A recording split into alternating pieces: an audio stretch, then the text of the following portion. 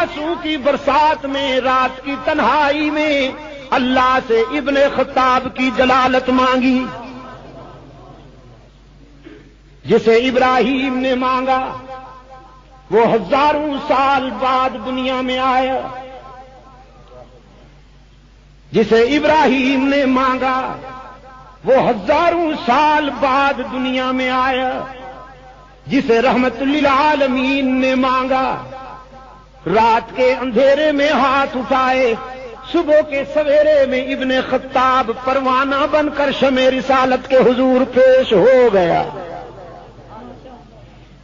پھر رحمت عالم صلی اللہ علیہ وسلم نے تربیت کی، ابن خطاب کے پیکر میں چھپا ہوا فاروق اعظم تار لیا، تربیت کی نگاہ رسول نے، اور عمر کو اتنا بلند کر دیا کہ عمر فرش پہ بولتا ہے تو عرش سے قرآن بن کر عمر کے جذبات قلب رسول پہ نازل ہوتے ہیں۔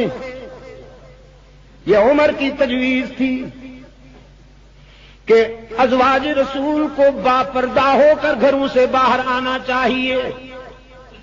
پردے کا حکم آنے سے پہلے رحمت عالم صلی اللہ علیہ وسلم کی خدمت میں پرپوزل پیش کیا، تجویز عرض کی فاروق اعظم نے، اللہ کے رسول میری غیرت کا تقاضا ہے کہ نبی کی گھر والیاں باپردہ ہو کر باہر آئیں۔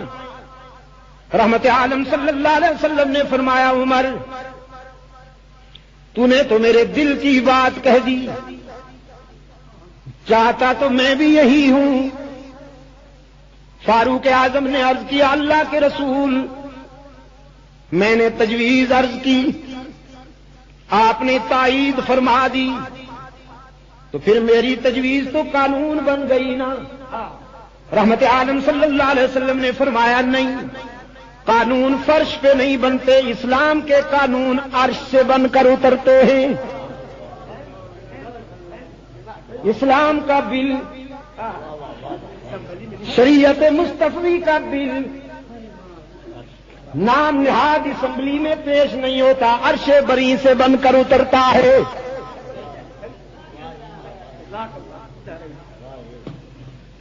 فاروق اعظم رضی اللہ تعالیٰ عنہ چپ ہو گئے، بات فرش کی تھی، عرش تک چلی گئی۔ رب العالمین کی بارگاہ سے فاروق اعظم کے احساسات قرآن بن کر آئے، روح الامین حاضر ہوئے، عرض کیا یا ایھا النبی قل لازواجک وبناتک ونساء المؤمنین یدنین علیہن من جلابیبہن۔ میرے پیغمبر کہہ دیجیے اپنی بیویوں کو، کہہ دیجیے اپنی بیٹیوں کو، کہہ دیجیے اہل ایمان کی ماؤں بہنوں بیٹیوں کو، جب گھر سے باہر نکلا کریں تو اپنے چہرے چادروں سے ڈھانپ لیا کریں، اپنے چہرے چادروں سے چھپا لیا کریں۔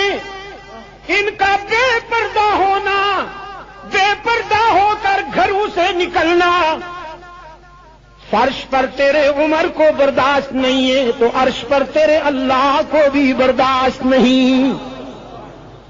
جو بات عمر فرش پہ پسند کرتا ہے تیرا معبود وہی بات عرش پہ پسند کرتا ہے۔ پردے کی نعمت قبول نصیب ہوئی اس امت کو، فاروق اعظم کے احساسات، فاروق اعظم کے جذبات کی روشنی میں، اور پردہ بھی اسلام ہے۔ کوئی ایسا اسلام جس میں پردہ ہٹا دیا گیا تو بے نقاب ہو جائے گا، کچھ کہہ گیا ہوں۔ کوئی ایسا اسلام جس میں پردہ ہٹا دیا گیا تو بے نقاب ہو جائے گا، ایسے اسلام کو ہم نہیں قبول کریں گے جس میں پردے کی فرضیت کا انکار کیا جائے۔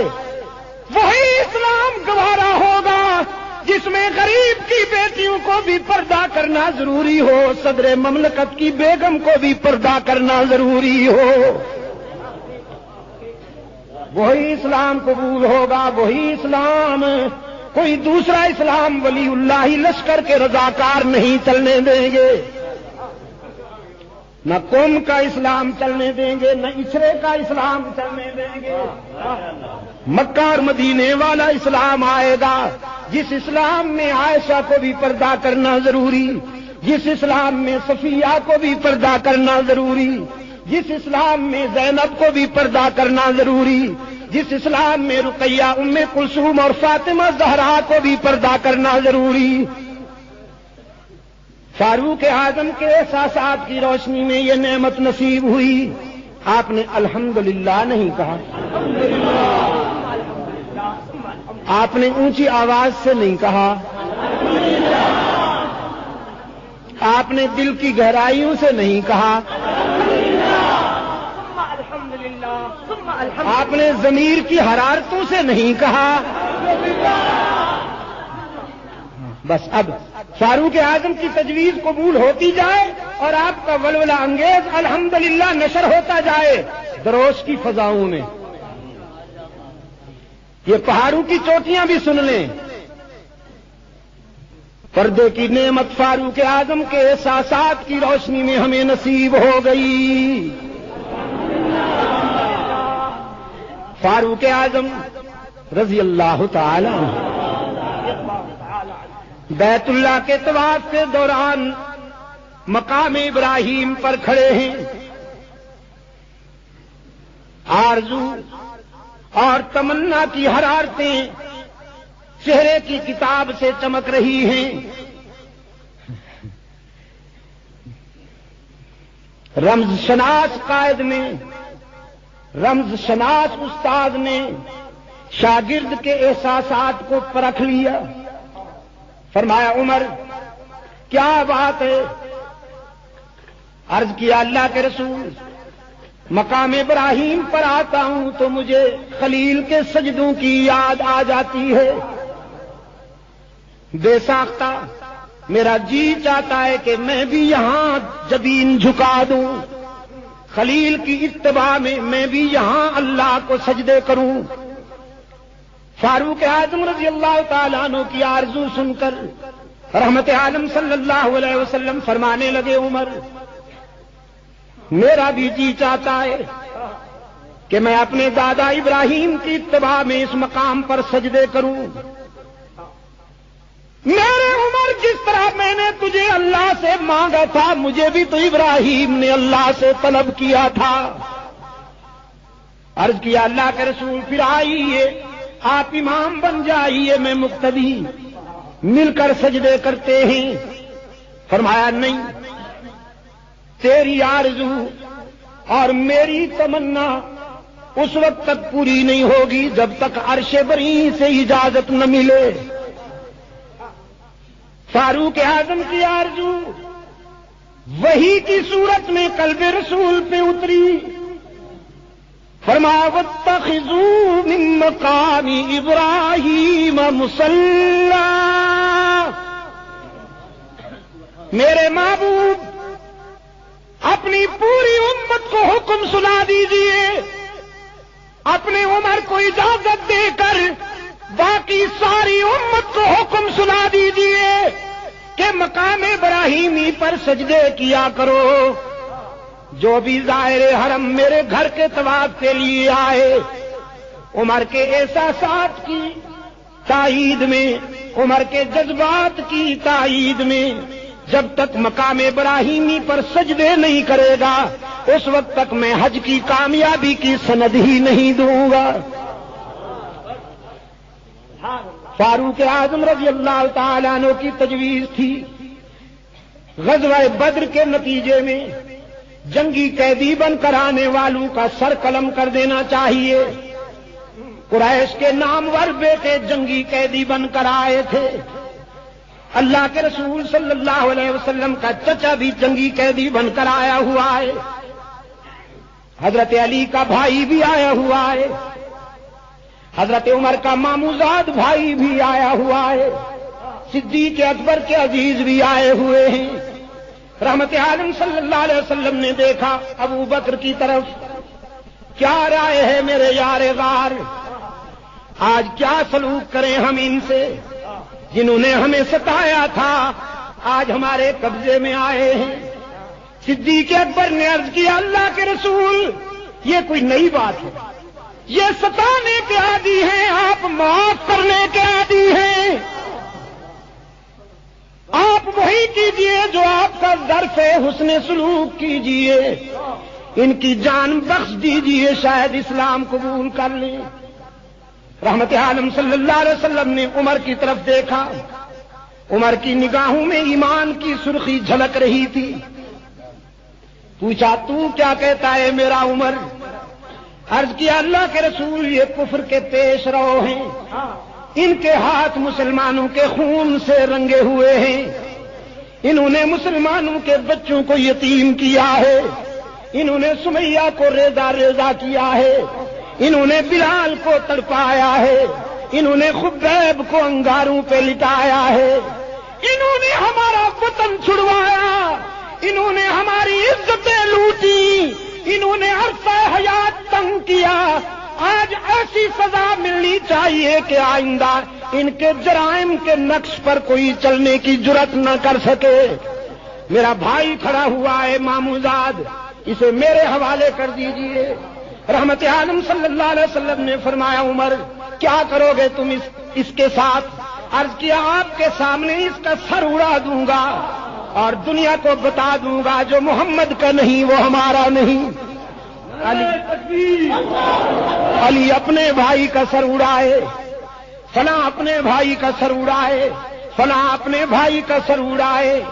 رحمت عالم صلی اللہ علیہ وسلم مسکرائے، فرمایا جلالی ہونا، جلالی ہونا، تجویز بھی جلالی ہے، مجھے ابو بکر کی رائے پسند ہے، میں انہیں معاف کرتا ہوں، ان کی جان بخشتا ہوں، وہی کہتا ہوں جو مکہ کی فتح کے دن کہا تھا لا تثریب علیکم اليوم، آج ہم تمہیں سابقہ مظالم پر تانا بھی نہیں دیں گے، ہم بھی تجھے معاف کرتے ہیں، ہم بھی تمہیں معاف کرتے ہیں، یغفر اللہ لکم، اللہ سے بھی دعا مانگتے ہیں کہ وہ بھی تمہارے جرائم کو معاف کر دے۔ رحمت عالم صلی اللہ علیہ وسلم نے تو معاف کر دیا، لیکن عرش بری سے قرآن آیا، فرمایا یا ایھا النبی،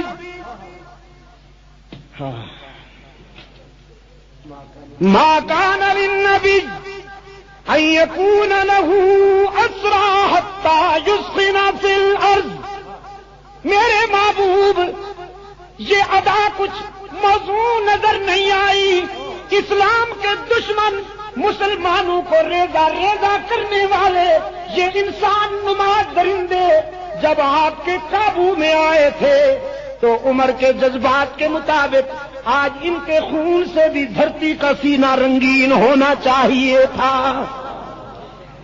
مجھے بھی وہی بات پسند ہے جو تیرے عمر کو پسند ہے۔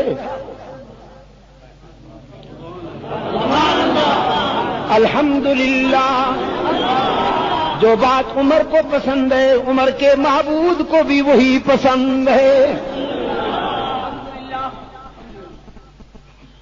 فاروق اعظم رضی اللہ تعالیٰ عنہ کی خدمت میں دو آدمی لڑتے ہوئے آئے،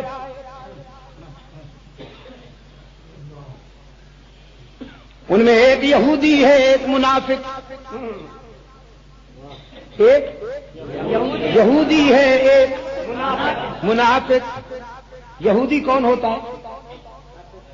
جو رسول کو ہمارے آقا کو نہیں مانتا، کلمہ نہیں پڑھتا۔ اور منافق کون ہوتا ہے؟ دل میں نہیں پڑھتا، جو کلمہ بھی پڑھتا ہے، چھوٹی چھوٹی داڑھی بھی رکھتا ہے، رسالے بھی لکھتا ہے، پوسٹر بھی بڑے رنگ برنگے شائع کرتا ہے، مسلمان ہی نہیں بلکہ اسلامی جماعت کا ہیرو بنتا ہے،